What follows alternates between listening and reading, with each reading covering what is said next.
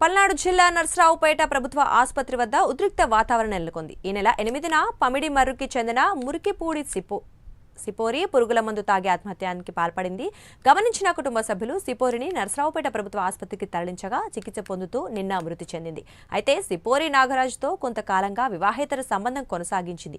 అదే అదనుగా చేసుకున్న నాగరాజు సోషల్ మీడియాలో సిపోరి న్యూడ్ ఫోటోలను పెట్టాడు. దీంతో మనస్తాపానికి గురైన సిపోరి ఆత్మహత్య చేసుకుంది.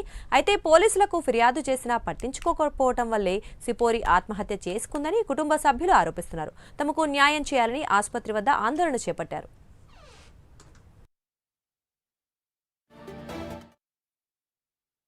పట్టుకురాలేదు పోలీసులు. వాడిని పట్టుకొస్తే మా పిల్ల బతికేది. పట్టుకురాలేదు 8 రోజులు పంపిండి. మా పిల్లవాడి అరేంజ్మెంట్ చేసిడ్డు పెట్టా అని చేసినప్పుడు మీరు ఎందుకు పట్టాలా? మీ కేసు పెట్టు. ఎందుకు పట్టాలి మీరు పోలీసులు? ఎంత చేసుకుంటాం మేము ఇప్పుడు ఎస్ఐ గారు మేము పెట్టి కూడా వారమైంది ఇక్కడ జరిగిందని చెబుతాడు చాలా. వీళ్ళు చేస్తే ఆ పిల్ల ఏం చేసింది? ఇప్పుడు నన్ను ఎవరు పట్టుకోలేదని ముందా చచ్చిపోయింది. పట్టుకురాలేదు పోలీసులు. వాడిని పట్టుకొస్తే మా పిల్ల బతికేది.